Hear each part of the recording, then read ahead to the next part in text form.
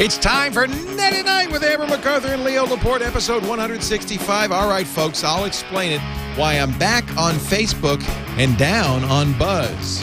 The details next with Net at Night.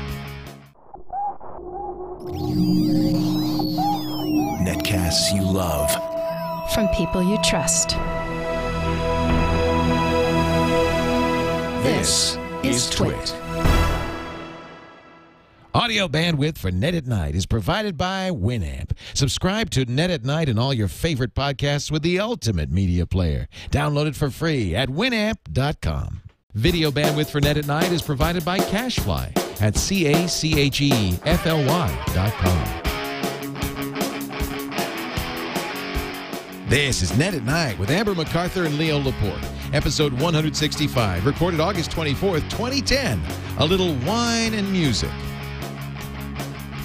Net at Night is brought to you by Squarespace.com, the fast and easy way to publish a high-quality website or blog. For a free trial and 10% off your new account, go to squarespace.com/night. It's time for Net at Night from Petaluma, California. I am Leo Laporte. And I'm Amber MacArthur from Toronto, Ontario, Canada. Hello, Amber MacArthur. We have two Australians in the audience who are big fans of yours right now. Oh, they're yes. visiting. And our show was on down there for a while. That was fun. We had a lot of Australian fans, didn't we, when we did the lab and Call for Help? You were on Call for Help. Yeah, I think it did really well in Australia. I mean, I still get emails and Twitter messages from people, and they were big fans of the show. Did you guys ever see the show on TV, or no? They're just fans from TWiT. They're big fans of yours, Amber. Oh, that's sweet. They're Net at Night fans. Yeah, isn't that nice? Aw, they're on a tour nice. around the world. Oh, that sounds like fun. We've had a couple people in the studio. Last week, we had Alex and Luke who are traveling throughout North America. All these people get to drop in and see you, Leo. It's kind of fun. We kind of have an open studio, I should say. If people want to stop by, email my sister, Eva, at twit.tv. And just to make sure that there's room in the studio, because sometimes we have so many people we can't accommodate all of you. But Jean-Marie and Elaine Schweitzer are web designers. They do skinnyfeetdesign.com, and they're visiting us from Australia today. Isn't that nice? Well, welcome, guys. So, boy, I had a very big week in social media. Whoa, Leo, literally. I always check up on you. You know, it's been a couple of weeks I've been doing the show with Sarah, which has been so much fun. I missed you, and so, of course, I wanted to see what you were doing, and I checked out your Twitter feed, and then I saw all this stuff about Buzz, and, and people were sending me emails saying, hey, you got to talk to Leo because he's, you know, he's jumping off all social media, and I just thought, I'm going to wait until Net at Night, and we can have the conversation. Good. Well, I'm glad. So it started... Well, actually, it started a couple of weeks ago when Facebook announced Places.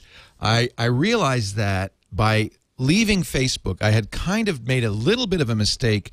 You know, socially, I don't feel it's a mistake. I was glad to leave it. I felt like there were all sorts of privacy issues, as you know, with it, and I wasn't happy about Facebook's desire to dominate the web, and I also there were other structural issues that I have with Facebook. But I also realized, because it's so popular, that it's almost like my job is to be there just to keep an eye on it, right? So I made a dummy account just to see what the default privacy settings were. And it's kind of gotten out of control, because then they started the Places thing. I thought, well, I should do that. Gotcha. And, you know, because they're now doing these. You can't do it in Canada yet, but now in the States, if you have Facebook on the iPhone, it's only on the iPhone, you can check in and say where you are. And you know, I think that's kind of cool. I mean, I've been doing it on Foursquare for years, so but I just wanted to get an idea of, well, what is that on Facebook? What does that look like? And in order to do that, to make that any sense, I had to make some friends, because I not only had to have an account, but I had to have friends to see what their check-ins looked like. By this point, I'm kind of back on Facebook. I'm ashamed to admit it. I actually have, you know, I have a Facebook account now. It's a private account. It's just me, and I don't think I'll use it all the time. Anyway, so that happened. Okay. And it's a little humiliating to admit that, Okay. Well, I felt like I'm not, you know, I still have the same exact problems with them and so forth, but I feel like, how am I going to cover this if I don't have an account? No, it's a good point. And you know what? I'm secretly doing a little happy dance, because I was thinking of everything like when the Social Network movie launches in the fall, we should have Dana back on and do a big show about it. Story, and I'm going to be sitting here saying, well, I don't know Facebook. I can't tell you anything about it. Same thing happened to me, actually. It's happened to me before. way back when in the 90s when AOL, America Online, was how everybody got online, and I hated it. But I had an account because I felt like people were going to ask me questions. I need to know it, and I hated it. Finally, I just said, I can't take it anymore, and I quit. And for years after that, people would ask me about AOL, and it was quite embarrassing to say, well, I don't know. You can't answer. I don't know. So I realized it's not a good thing for a person in my position not to be using something that so many people use. Okay, so that's fine. But you know me, and so I use Twitter because that's where everybody is. I use Facebook because that's where everybody is. But you know me, my heart is in these smaller, I think, more effective sites like Buzz. Google's Buzz I thought was great because you can have a conversation there. It's threaded. It just, to me, it had friend feed. I loved friend feed, and that just kind of disappeared. I mean, it's still there, but nobody's using it. So I went to Google Buzz, and I've been using it religiously. August 6th, I'm in New York State, dropping my daughter off, and I'm on the road, and I'm using mobile Buzz, and I'm posting like crazy. A couple of days ago, I noticed, none of that stuff, nobody ever liked it or commented on it. That's kind of odd. And then I looked on Twitter, because I don't usually look on Twitter, but I have Buzz can tweet, sending everything I put on Buzz to Twitter, because I want to make sure that my Twitter followers have the same content, right? It's perfect because they get they get the same content. It's not like I'm broadcasting to Twitter, because I look at the at responses and stuff. I wasn't getting any at responses, so I went and I saw, well, none of that got on Twitter. And I thought, maybe Buzz can tweet broke. It took me a while to figure it out. Finally, I figured out Buzz has not published anything that I have posted since August 6th for almost 3 weeks. Why not? It was broken. So I'm seeing it. If you click my name and search for me, you can see it all. But the people were following. I have 18,000 followers on Buzz, and none of them were seeing it. So I said, help. I mean, how do you say I've got a problem if nobody's seeing your stuff? So I had to tweet it. And then I got it was really interesting. Finally, I wrote a blog post. I thought the only way I could talk about this is by blogging, because I can't get through on Buzz. So I wrote a blog post. And, I read that. And the thing that I think was that I noticed is that not only were my posts not getting posted, but no one noticed it. I didn't even notice it for 3 weeks. And it made me think, Jiminy Christmas, what have I been doing? I've been shouting. It's, you know what it is? It's like shouting into a room or a party line where everybody else is shouting. We're all going, hey, and I had a sandwich for dinner, and did you see this article? Everybody's shouting, and nobody's listening. So it really kind of soured me. It was a kind of a sour experience on social media. I've gotten over the souring because now I realize, well, there's an appropriate role for social media, but I was using it like a blog. Mm-hmm. Yeah, and you know what, Leo? I think you had a really good point in your post. I mean, when I first heard this, I thought, okay, well, I'm just going to read up about what happened with Leo and get some more information. But I think one really key thing that you said was that you neglected your blog for a really long time, and that tends to be a really nice place to look back on and have a history of things that you've done. Right. And I do that all the time with my old blog posts, and I like it. I love it. It's like having an online journal. I don't feel the same way about Twitter or any of these other sites because it's condensed. It's just little snippets of content. So I think, the takeaway is that, to see you blogging more, I think would be a fantastic thing. And that's where you do have that sort of richer content. Well, I've said this before. By the way, people are going to say, oh, you're inconsistent. You change your mind all the time. You always get all head up about this and that. Yeah, I do. That's okay. I get emotional about this stuff. So I care about this stuff. I think it's, and I think it's important. And I can be wrong, and I probably got a little overheated with Buzz. I said some bad things about Buzz, and boy, you don't want to. Same thing happened at Friend Feed. The smaller the service, the more it's like disappearing. The more adamant its followers are. Oh, yeah, more intense, I bet. So I got such heat from Buzz followers. Well, you don't use it right. You use it like a Mac. No, I was using it right. I was actually creating unique content for Buzz that only Buzz had, pictures and stuff. That was my mistake. So this is what I realized. Social media, there's value to it. And I do engage in conversations, and even on Twitter, where it's very difficult, I pay attention, I respond to people. But ultimately everything there is ephemeral. It's like you're in a bus station and having conversations with strangers. It goes away. And it's kind of, by its very nature, because of that, it can't be that important. Your blog is where you put the important stuff that you don't want to go away. So I was misusing Buzz and Twitter. I was putting stuff that I wanted to save there, but it's gone. In fact, it wasn't even being published for 16 days.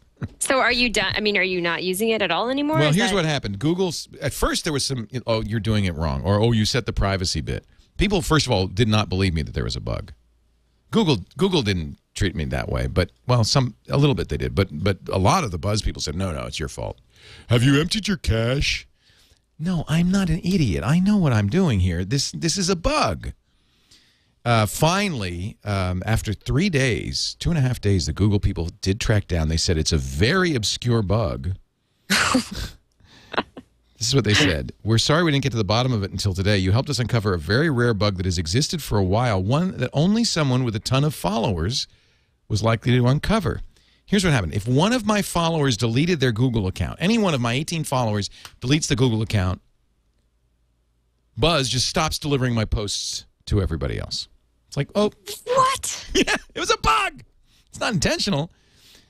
So it says your post still existed in your Buzz stream. It just wasn't sent to anybody else.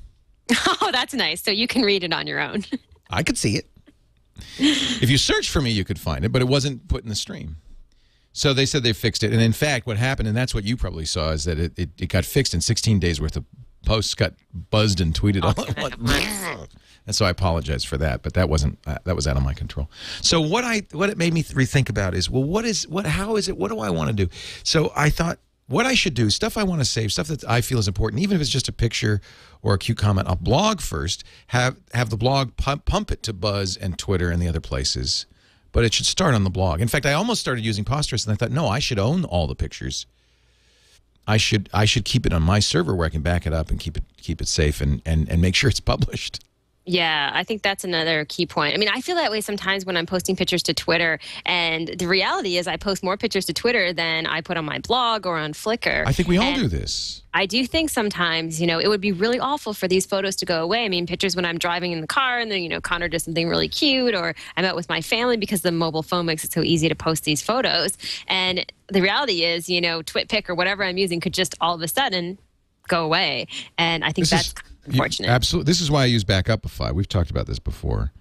This backs up everything, but Twitter will only let you save 3,500 tweets. So if you've got more than that, you better start backing up now. And I think now the unfortunate thing is the tools aren't really very good for. I have a WordPress blog. I think this would be the same with Squarespace. I'll have to look. The tools aren't very good for.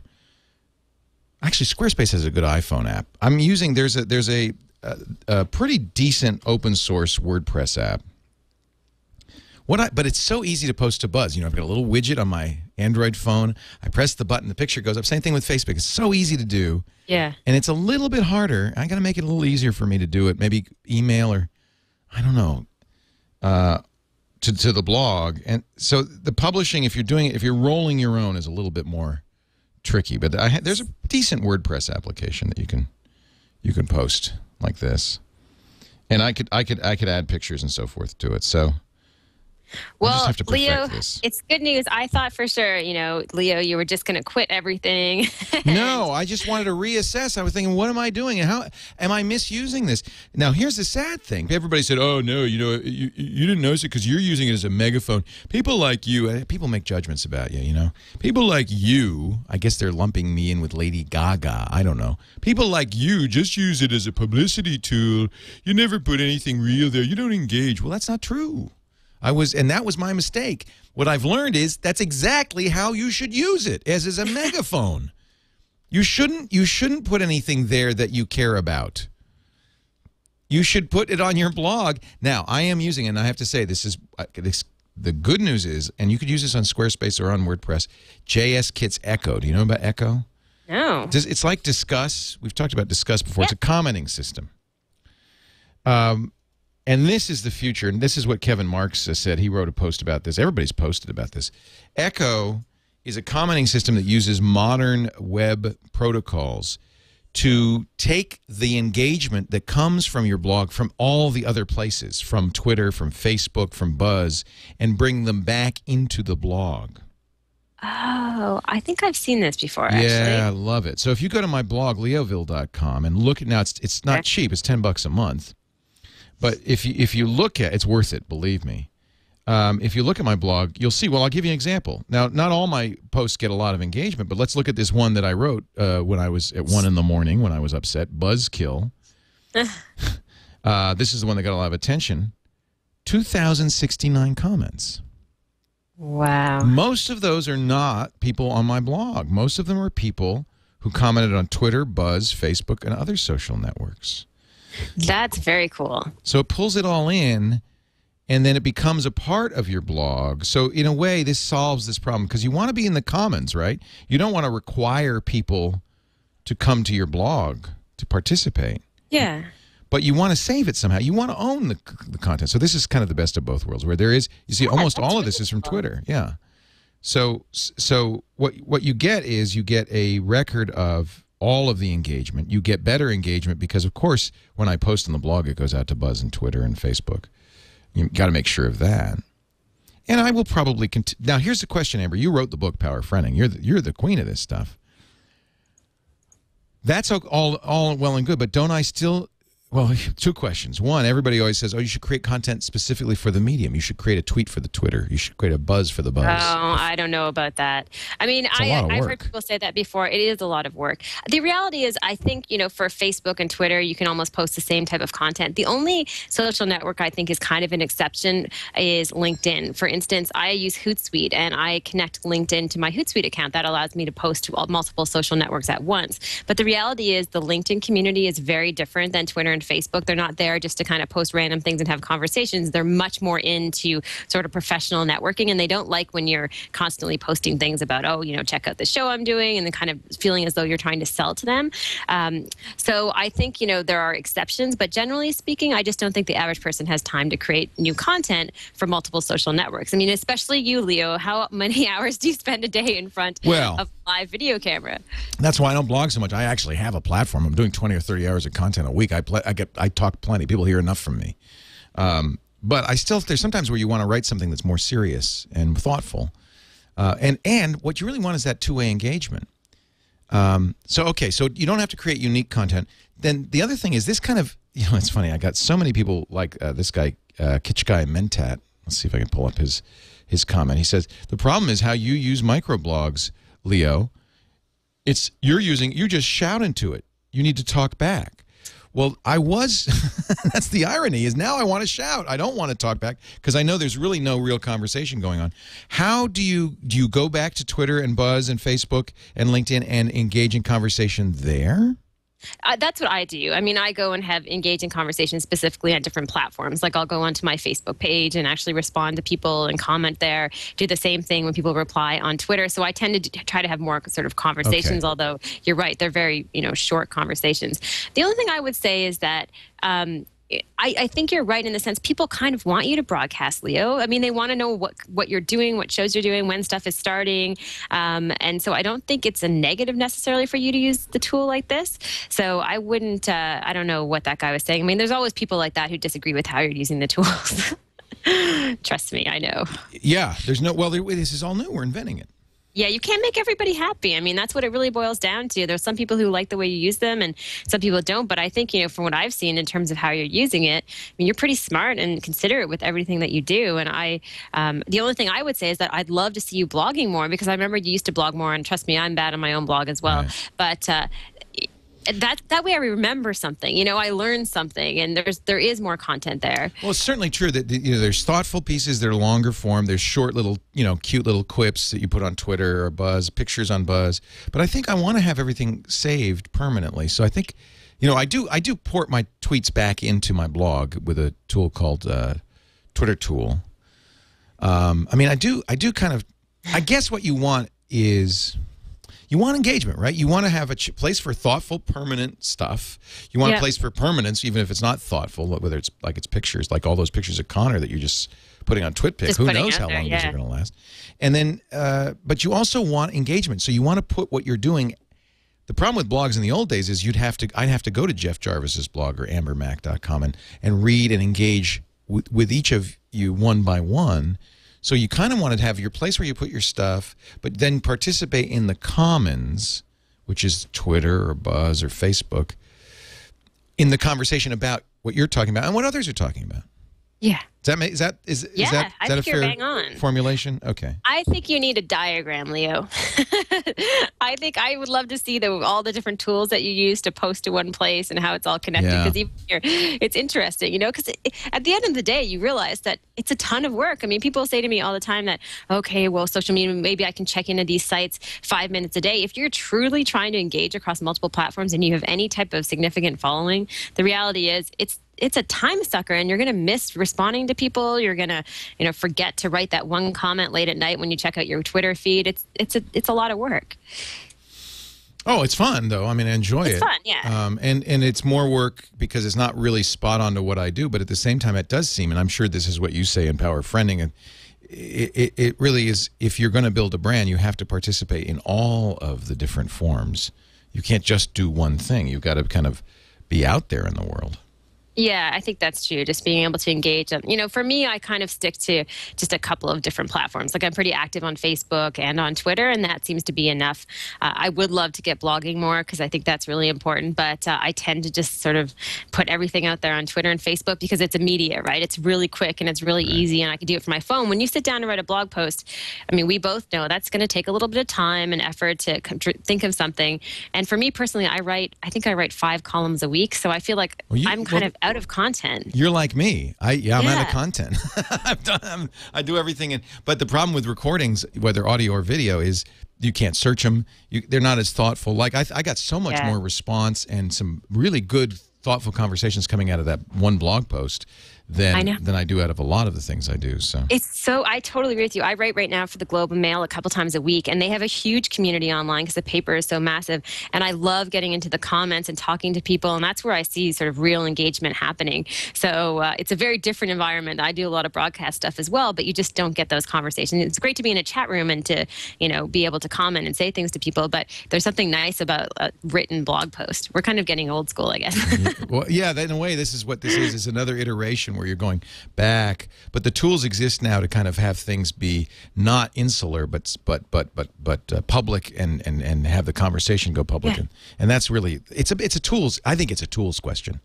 Now, what I'd like to do is get in the habit of writing something every day, because I think if you write every day, it gets easier.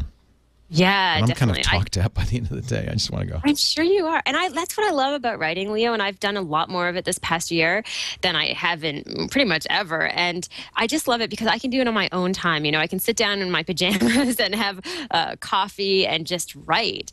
And it's so nice. There's not that pressure when you're doing so much broadcast stuff, as you know, just to always be talking and thinking. And it's relaxing writing. I find it almost like sort of therapy in some ways. Well, none of the talking I do involves thinking. That's part of the problem. So sitting down and thinking and writing. Great.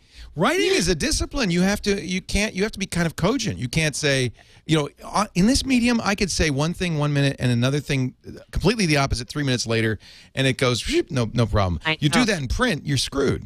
You're screwed. I mean, especially your choice of words. That's what I've noticed a lot with when I'm writing more for all these different publications. All of a sudden I'll choose a word and I'll use it to describe some web service or something. And people say they get attached to these things. They don't do that when you're speaking, when you're doing a radio show or television show. They don't stick on that one thing. But in a post, they can just grab onto it and they can just, suck it dry. Sorry. People are like, we're going crazy. Some good suggestion. Well, we're going to get to some links in just a bit. Some good suggestion from Lennon 2010 in our chat room. He says, you should, if you're dried up talking about tech, talk about something non-tech. So the next blog post, I've already kind of formulated in my mind, I'm going to write my next blog post about my shoe. So, What about it? Well, look at that shoe. Does there anything odd about that shoe to you? It's hard for me to see because my image is over top the bottom of your shoe when you're feeding it back to me. Oh, it's got a funky looking sole on it. It does. There's no flat spot on this shoe. Wow. Tom Merritt turned me onto these. They're called MBTs. They're you know how I sit on a ball, so I'm always moving? Yeah. They're shoes like you're standing on a ball. You're never like standing flat-footed. You're always rocking back and forth. Can you stand still on them, Leo? No. It's just like just like the ball. You can't sit still on the ball. You can't to keep going. So now basically, if I'm sitting, I'm moving. If I'm standing, I'm moving. I'll put the shoe back on. Anyway, stay tuned for that exciting blog post. Wow, on that note, maybe you shouldn't blog. Leo Laporte, Amber MacArthur, you're listening to Net at Night. Thank you, Sarah Lane, for filling in for the last couple of weeks. Yes, she'll come back now. I'm going to fire myself from the show. I do want to talk about Squarespace, and then we have quite a few links to get to. And this is another thing I'm actually thinking about right now is I'm currently on WordPress. One of the reasons I've been on WordPress for so long, I've used every blogging platform there is, by the way. I started with something called Gray Matter, and then I went to Blogger. Blogger wasn't even out when I started blogging in 2001. Then I went to Blogger. I've used them all: Movable Type, Vox. You turned me on to Vox.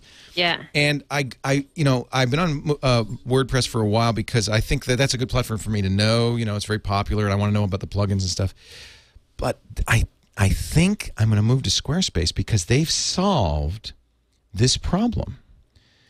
Squarespace is a great place to start your website. If you go to squarespace.com/night, let me go there right now, squarespace.com/night, you could take a look at Squarespace. It's they say the secret behind exceptional websites, and they have solved this new social media integration, I think, quite well.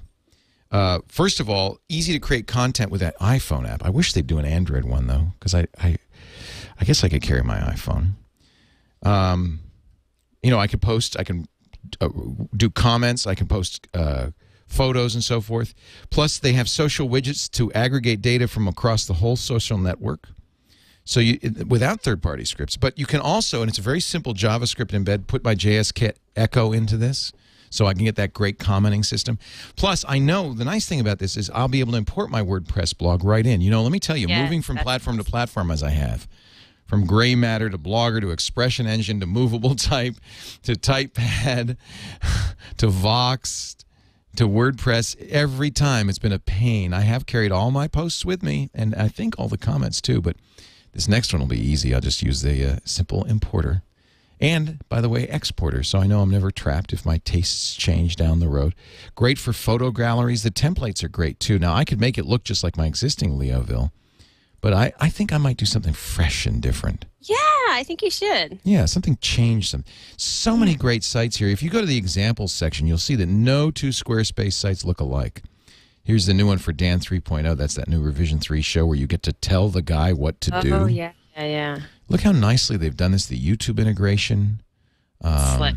Yeah, it's just, and this is Squarespace. This is all out of the box Squarespace. That's the beauty of it. You start with these great templates, and then it's very easy to modify to make it, you know, your site unique. If you use the coupon code NIGHT, N-I-G-H-T, when you sign up, by the way, try it for 2 weeks free. You don't even need a credit card. But if you use the coupon code NIGHT when you sign up, they're going to take 10% off your bill this month, next month, and every month for the life of your site. You could save hundreds of dollars. Jeff Kanata, he's got a nice new site. It's a pretty sweet deal. I know, I like it. And I know your partner, Chris, uses it for his photo. He's a great photographer. Yeah, he's been using Squarespace for a while. He loves it. I constantly recommend it. I mean, I'm still using WordPress right now, but I think my next jump will be to Squarespace. I think it's time to move. I know. I always want to move, like every year. I feel like moving. Well, I just upgraded to 3.01. You know, the new WordPress came out, and upgrading is such a pain, and you have to do it, you know. And Squarespace, it's automatic. If there's a security flaw, they just fix it because they both do the hosting and the software. And if you're worried, you know, if you say, well, wait a minute, Leo, but you don't own that site. Oh, yes, you do. And you could back up your data. You have all your data. It's just the same as if you're running a hosted WordPress blog or even hosting your own WordPress blog without all the hassle. It's all in Java. Their Java VPS means that they can throw bandwidth at you as needed. I can go on and on. I think the best thing to do would be just to go to squarespace.com/night. You don't need a credit card. You can just try it for 15 days. Just mess around. I always tell people, just go there and build your own little site, and you'll see how easy it is. And it's so much fun just to tweak things, drag stuff around, drop it on the page. It's just probably the easiest platform I've seen out there for people building their own websites. If Dick DiBartolo can build a website in Squarespace, anybody can. That could be their tagline, Leo. I don't think Dick would like that, but it's true. Squarespace.com/night. We thank him for their support. This is getting back to that conversation. It's a tools issue. And I think the tools are getting better and better. And I think part of my problem was I was still stuck in kind of, 2006 Oh no. Not a good place to be. You just get too attached to tools, Leo. That's the thing. You do. You get very attached to them, especially the smaller community, you know. I love Buzz. I love the community. I love using it. But that was the other thing I kind of realized is, that, everybody on Twitter was mocking me for using Buzz. Now, let me ask you this. I have 18,000 followers on Buzz, 222,000 on Twitter. In both cases, these are real followers. These aren't the Lady Gaga, 5 million. But every one of those people is kind of actively paying attention. It's not just kind of random follows. So is it better to have 222,000? Is that where I should be publishing? No.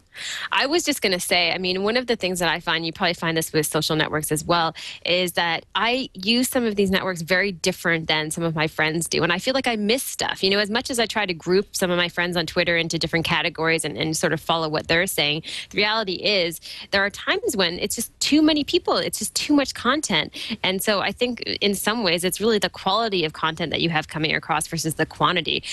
I say this, and this is just an example for businesses, is that if you're a restaurant owner and you have 500 people following you on Twitter and all those people live in your neighborhood, who cares about Lady Gaga and 5 million followers? I mean, you don't need that. All you need is your own little community. She's only posted, 100 posts or something. I mean, they're not that engaged.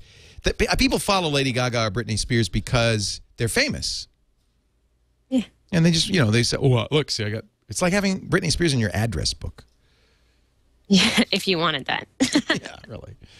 All right. Let's move on. You've got some great links. Gmail has just announced a new feature that, it actually came out in 2009, but they've tweaked it. It's called Gmail Undo, and this allows you to send an email and take back that email within 30 seconds. Oh. Love it. You don't have like a day to regret it. You only No, Leo, what kind of emails are you sending, Lord? Oh, believe me, I often regret the email. Maybe 30 seconds. Could I have 3 minutes? Could I have 10 minutes? Could I have an hour? I think you should have a little bit more time, but the reality is 30 seconds is pretty good. And I know there are times when I send an email and I think, oh, I forgot to add this, and I'm just reading through them. So it's a really handy feature, although it's not set by default within your Gmail account. So you have to go into your settings and into Google Labs and then install it there, and then you will see it after you send an email. Just at the top, you can click on a link that says undo, and it will essentially take back that email. I keep doing it just for fun. You keep taking back those emails? I don't know why. See, I sent an email to Amber proposing marriage, and then I forgot to ask for it back. So, So where is this? So there's canned responses, created document. It should be at the very bottom. Oh, it's at the bottom because it's the most recent at the bottom. Is that it? Oh yeah, undo send. Okay. Now, will this delay? I guess it will. My email going out 30 seconds. That's why they make it 30 seconds. I would assume, yes. Yeah. I mean, originally when it launched in 2009, it was 5 seconds. And then I guess they've improved it, and now they're giving you a little bit more time. 5 seconds is ridiculously short. 30 seconds is much better. Like I said, I think I'll use it pretty regularly. It's something where I find, and you have the same experiences, although I know you get more emails, where I'm going through emails and I'm answering really quickly, and sometimes I just forget to add something. I think, oh, I just sent it. I'm just reacting too fast. Yeah, you're just too fast, Amber. You're just moving too fast. Did you see that the city of Philadelphia wants to charge bloggers $300 for a business license? Are you serious? Yeah, no, I like did not bloggers see that. make any money at all. Would you keep doing? I guess you and I would keep doing our blog. We wouldn't be happy about $300, but there's a lot of people blogging. If they had to pay $300 a year, that's it. Forget it. No, there's no way. People are usually losing money by blogging. Yeah, exactly. The last thing you do is want to do is pay someone. They say, oh, there's this big business sector called blogging. Let's see if we could squeeze them till they're dead. That is so awful. It reminds me of a story that happened recently in Canada. Not a tech story, but in Vancouver, there were 2 little kids who had a lemonade stand, and they were trying to raise money for their hockey team. And someone called the cops on them and said basically they didn't have a permit to sell, and they got asked to leave the sidewalk. They were 10 years old or 12 years old. Scrooges. They're a bunch of Scrooges. City of Philadelphia says all blogs with profit-making potential via ads or other means must apply for a $50 a year license or $300 for lifetime, no matter how small your profits are. So just don't make any money. That is wrong on so many. I know. Crazy. Story 2. Well, 2.5. Okay, so I just read this headline. It was all over the place online. iPad is the right fit for sumo wrestlers. This is kind of a fun one. What? It'll fit up their butt crack? What? What are they talking about? It turns out that the Sumo Wrestling Association has decided to hand out iPads to 51 groups, I think, or clubs of wrestlers to help them improve communications because they realize that their hands are too big for devices like the iPhone. I'm not kidding. This what is they real. need to do is build a phone into it, and then the sumo wrestlers big phone. Because the rest of us, when we hold it up to our ears, it looks pretty stupid. You probably mentioned this on the iPad show, but I had to include it because I just noticed it was all over the place today. Love it. That's hysterical. Kind of fun. Our next headline is about Google Earth fan, and you can now explore the ocean. This is kind of fun with this new release, including one of the examples they have is the landscape and terrain in Monterey Bay Canyon. Get away from the stresses of everyday life, Leo. You can just go diving. You know, I noticed an update on Android for my Google Earth. This is, of course, something if you have Google Earth on your PC. It's been doing that on Windows and Mac for some time, but now it's doing it on the phone. And I suppose they'll add a space too, which they've added to Google Earth on the desktops as well. So it's just the Google Earth's a step or two behind. I love it. I don't really use Google Earth. I use it on the desktop all the time. I don't really use it on the phone because it seems kind of a strange thing to have on the phone. Have you ever tried a Google Sky Map? That's pretty cool, isn't it? Oh, so cool on the Android phone. I love it. Yeah. Just being able to look at the night sky and detect all of the different stars and constellations. And that is one of the coolest things I've ever seen, I have to say. So now it's zooming into me. Now, if I were in the ocean, we'd be going below the ocean. But what we could do is we'll go out to sea, and we'll see if we can go out to sea. Do you have to do anything special in the menu? What the heck? Where does it think I am? I don't think so. I think I'm at an airport. I guess this is fun. It always happens to me with GPSs. It takes a while. Like it still thinks I'm back at SFO from coming home. Oh, so it hasn't detected your new location quite yet. Apparently figured out that I got in the car. Let's go into the. So can I zoom in? Oh look, can I zoom into the ocean and can I go under the sea? Yeah, you should be able to go underwater. Wow, that's spooky. Isn't it weird? It's really spooky. It's kind of cool, though. I mean, I just think it's amazing, you know, being able to go explore the ocean, the sky, the world, and just all of the information that Google has is just... and it's right in your phone. Frightening, I know. Right in your phone. Well, speaking of floating, here's a way you can get somebody to float your bills. Okay, this is just bizarre, and I'm not necessarily recommending anyone use this, but I saw it on Lifehacker, and I know we're both fans of that site. Oh, yeah. This is a new service called Bill Float, and it will help to pay your bills when you can't. So the idea being that if you have a bill to pay and you don't have any money, they will actually pay your bill. They will charge you a service charge of around $5, and you have up to a month to pay them back. Oh, they don't charge you interest? As far as I could tell, they just charge some type of fee, and it's dependent on how many bills they're paying. So you have to go in, and I think everybody is treated a little bit differently. And if you pay them back quickly, then the fees are reduced. I thought it's definitely one worth mentioning. I probably wouldn't use it just yet, and hopefully don't have to use it. But a fun service, and I'm sure there's a lot of people out there who are testing it out and could use something like this. Bill float. What an interesting. You know, their timing is good. I just worry that they might be in the same position as those banks who floated a little bit too much. Yeah. Hopefully they have better teachers than the bank. The side of the cliff. One can only wish. Let's wind today's show up with a song. We started it with a whine, and I apologize, but let's end it with a song. What do you say? Yeah, this is kind of fun. So, although this might frustrate people, but if you remember just recently, Justin Bieber, his song was Slow Down. I think it was like slowed down 800 times, and people really love the slow down version of his song. Well, there is now this new service online where they've actually stretched out some of the most popular songs on the internet and available in stores. There's 24 songs that they say are highly recognizable, and you should be able to figure out what they are, even if they're slowed down. I listened to a couple of them, Leo, and this is not a great song of the week, but it's a neat service. And I bet not many people are going to be able to figure out what song has been stretched. So this is using Paul's Extreme Audio Stretch, which I guess is software to do this. This is Josh Millard, musician. Which one? Okay, so there's 12. Oh, there's a ton of songs here. Which one do you want me to play? Why don't you just try to play the Now, first one? can I just tell you, even if it were played normally, I wouldn't recognize it. I don't think I've ever even heard a Justin Bieber song. Oh, this is not Justin Bieber, though. This is not Justin Bieber. These are other popular All right, artists. See if you can recognize this.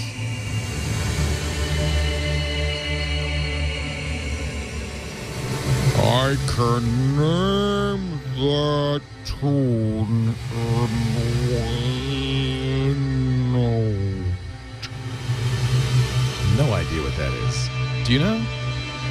Yeah, hopefully it will tell you what it is and will drive people crazy. Chat room, do you know? They're saying Enya, maybe?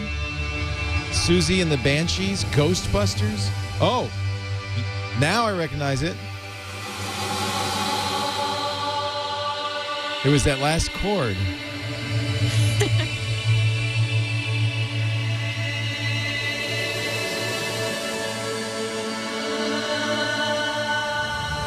It doesn't say anywhere what it is. Wait, Leo, what number song is it? That's number one. Is there a key?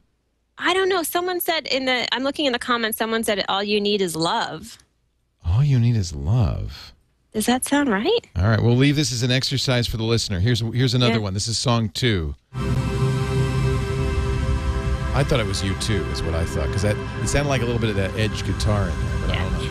All the answers are in the comments if people are curious. I just found the full list of answers. This sounds exactly the same. Oh, we don't need no... This is Pink Floyd. Yeah, Brick in a Wall. It's kind of addictive, isn't it? Oh, they say the first one was All You Need Is Love? Yeah. The Beatles? All right.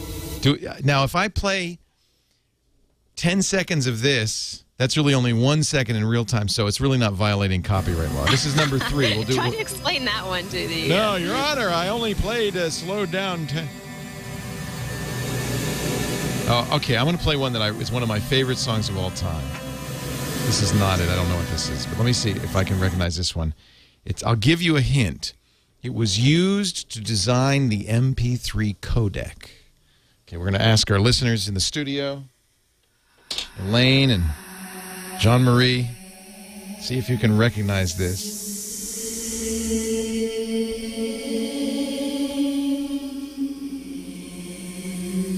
See, the lyrics help. This is like Paranormal Activity. It's so weird. If anyone's tuning in right now, we apologize in advance. You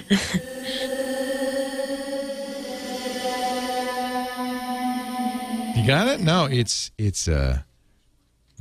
Tom's Diner. Oh, I love that song. I am sitting in That's already slow. It's already slow. It's slower still. All right, you can go to Josh Millard, musician, the musical archive and blog of Josh Millard to hear more of these using a Paul's stretch, Paul's Extreme Audio Stretch. And you can make your own if you want. But it's an open source program available at HyperMammut, HyperMammut.sourceforge.net. If you do make a stretched out song, please don't send it to us. Amber MacArthur, please, I beg of you. I don't want, because I know my inbox is going to be filled with. Jennifer's going to be like, what are you doing? Amber MacArthur is at ambermac. That's a Skype problem right there. ambermac.com if you want to follow her on her blog. She's also tweeting by that name, and you can watch her on CB24, her Web Nation show, and of course, don't forget CommandN.tv, which is absolutely the finest video podcast made. Aw, thanks, Leo. Made entirely in Canada by Canadians. We love it. Amber, have a great week. It was so fun just talking to you, but next week we've got some great guests, more of our Web 2.0 conversations, Web 3.02 on Net at Night. We have Tim Westergren next week, I think. Oh, from Pandora. How exciting. Yes. We talked to him when Pandora first came out. I know, and it's their 5-year anniversary. Yeah. It'd be very interesting to see what his take is on all of this now. If you want to watch us do this show live, we do it live, 1:30 p.m. Pacific, 4:30 Eastern, every Tuesday afternoon at live.twit.tv. You can also subscribe, of course, on iTunes, all the favorite. You know what? The best thing to do, go to twit.tv and look for Net at Night, and you'll find a link there to all the different subscription methodologies, including fantastic video. And since Amber is such a beautiful person, thanks, Leo. This, I promise. I'll send you a check later. Thanks, Amber. We'll see you next time on Net at Night.